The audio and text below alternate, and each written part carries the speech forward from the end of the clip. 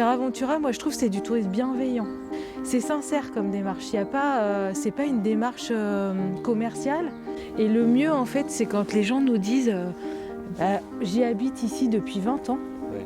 Et en fait, j'avais pas vu tout ça. Moi, je me rapproche de mes racines par rapport à ça, quoi. C'est super.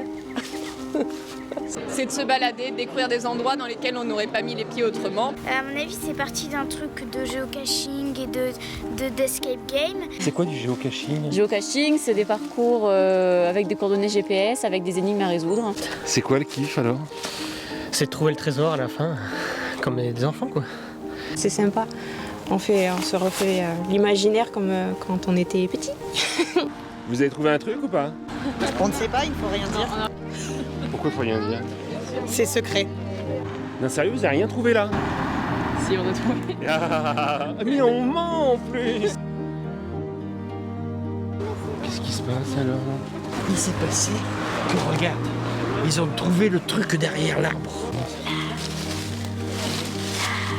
Ah purée ! Un pass sanitaire. C'est la 3e dose. Voilà le badge Zamela, qui n'est jamais là où on l'attend. Il va bien papy ou... Je sais pas. Les pauvres. Mais c'est ça, les parents sont presque plus déjantés que les enfants sur Terra Ventura. On est venu pour les enfants, on est venu pour soi. Pour moi. C'est-à-dire que c'est un jeu addictif où il faut collectionner des trucs et c'est les parents qui sont accros. Surveille bien les parents. Hein. Qu'ils fassent bien leurs devoirs, surtout demain. On est là pour faire sauter la banque. Il y a une trentaine de personnages qui existent qui s'appellent les POIs. Et POIs, c'est la contraction de Point of Interest, point d'intérêt, et de Toys en anglais. Moi, ce qui me fait toujours halluciner, c'est quand tu vois les gamins qui ont leur sac à dos rempli de Poys, ceux qui vont dessiner des Poys ou les grands-mères qui vont tricoter un Poys pour leurs enfants. C'est génial, ça. Et figurez-vous que mes enfants n'ont jamais supporté de marcher autour de la maison un dimanche, mais marcher pour aller chercher un Poys et pour une cache, ça leur a jamais posé de problème. C'est le premier, non, moi c'est le 300e, c'est pas pareil. Quoi ? Combien de parcours à peu près ? Un peu plus de 500. Mais non. Mais si. On est addict. Ça c'est sûr. 532. Mais non. Mais oui. Moi, j'aime pas marcher sans but, mais marcher pour répondre à des questions et trouver des petits trucs à la fin, ça c'est... Elle mange plus vite que nous. Donc là, en plus, c'est la saison des châtaignes, des cèpes, donc on fait un peu le tour en même temps. C'est un nouveau tourisme en tout cas, parce que maintenant, les gens sont passionnés, donc les passionnés, ils vont à fond au fond des choses. Hein, et ils viennent sans a priori du coup, parce qu'ils viennent jouer. Et avec les parcours, je découvre plein de choses. Il y a le côté culturel, le côté ludique, agréable. On n'irait pas où ils nous ont emmenés dans des petits villages, on ne sortirait pas des sentiers battus. Et j'adore. Ça, on adore dans Terra Ventura. Des châtaigniers comme ça, là, gigantesques, hyper beaux. C'est pas mieux Netflix ? Non. L'esprit de Terra Ventura, c'est une grande famille. Des gens qui aiment se balader, découvrir plein de choses dans toute la Nouvelle-Aquitaine. Donc il n'y a pas besoin de partir dans d'autres pays. Il y a tellement de choses à découvrir chez nous que c'est le plaisir. Et de pouvoir faire plaisir à certains, des petits comme les grands, on est content de faire des choses. Voilà. Pour les gens qui n'aiment pas le sport, ça en fait faire. Et c'est une excuse pour se retrouver, pour boire l'apéro et faire des pique-niques.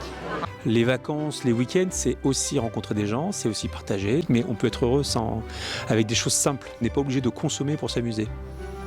Mais là, c'est une cache ou c'est le déjeuner en fait ? Chaque parcours est un petit peu comme une pièce de théâtre. Bah oui, carrément. C'est le pays des contes. Oui, il y a le scénario, il y a le fait que ce soit fait en lien avec les offices du tourisme, qui fait qu'on apprend plein de choses, qui fait que c'est riche.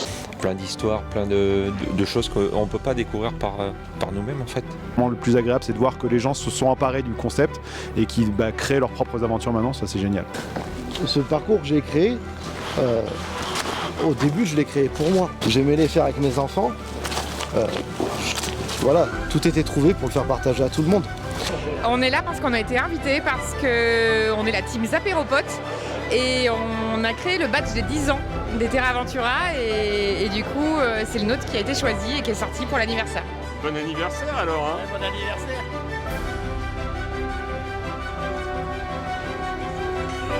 Et bon courage. Merci. À tout à l'heure. C'est un drôle de métier. Hein. Oh, c'est pour moi ? Oui. Putain, moi j'ai rien à donner, j'ai pas de badge encore. Merci. C'est ça, Terra. Ça a commencé il y a 10 ans, 2011. Tu avais 30 parcours, 10 en Haute-Vienne, 10 en Corrèze, 10 en Creuse. Et regarde, là, il y a 12 départements et on est à 500 parcours. C'est vertigineux. Ouais, c'est vrai que des opérations touristiques gratuites comme ça, à grande ampleur, c'est assez rare. Et c'est ça aussi qui fait que les gens adhèrent et ils sont tout le temps ravis de faire autant de parcours, même s'il faut faire des kilomètres parfois pour faire des caches. Les The Night à Bujalov, par exemple, quand on s'est croisé avec des sangliers, la nuit, c'est quand même assez sport. Moi, je me rappelle un parcours qu'on a fait en Périgord, où on se retrouve en pleine journée de nuit, puisqu'on traverse un ancien tunnel de chemin de fer. Et on a imaginé des indices photoluminescents avec la lampe torche. On doit éclairer des indices et voir les informations. Et quand tu éteins la lampe torche, il fait vraiment nuit. Donc avec les gamins, c'est juste flippant, c'est juste génial, quoi. Alors on voyage plus qu'avant, mais moins loin. Il y a un certain frisson aussi à préparer ses vacances en repérant les caches qu'on n'a pas encore faites, celles qui vont déclencher des quêtes bonus justement. On part en week-end, on part en vacances, c'est l'aventure, on ne sait pas où on va. Là c'est toutes les vacances, à chaque fois c'est des petits parcours par ici. On fait 75 à 80 parcours par an, alors qu'on est de Paris quoi. La Vallée Rose? Ouais, la Vallée Rose. C'était trop bien la Vallée Rose. Et depuis, en fait, étant enfant dans l'âme, j'ai accroché et du coup, maintenant je suis en camping-car et je sillonne la Nouvelle-Aquitaine en camping-car pour les Terra Ventura. Je crois que déjà on est tous très fiers de ce jeu-là et que ça soit né ici, quoi, tout simplement, avec des gens d'ici. Moi, c'était mon rêve de pouvoir rester sur ma terre et puis oui, de raconter les histoires de cette manière-là. En Limousin, on n'avait rien à perdre aussi, hein, tu vois. Donc comme on n'avait rien à perdre, on était capable d'oser des choses qu'on n'avait jamais osé ailleurs. Il y a tout le Limousin là-dedans, il y a les hommes et la terre, quoi. Et ça, c'est super important, je pense. Il n'y a plus de région, de département, etc. On fait tous partie de la même communauté. Ouais, il y a toujours une partie cœur, une partie émotion aussi, une partie amitié, une partie qui est basée sur les sentiments. Vous avez totalement raison. Tu sens qu'il y a une vraie vocation sociale, quoi. C'est un réseau, c'est une communauté, c'est des gens qui s'aiment en fait, qui ont envie de se connaître encore plus et qui adorent partager des moments ensemble. Et à créer véritablement, je dirais, de la solidarité aussi entre joueurs. En fait, c'est ça qui est révolutionnaire, je pense. C'est tout cet engouement derrière le jeu. Je ne sais pas si c'est un service public, mais en tous les cas, c'est un service au public, ça c'est sûr. Et ils vont devenir des ambassadeurs de la Nouvelle-Aquitaine. On ne peut pas imaginer que ça s'arrête, quoi. Enfin, moi, je crois pas.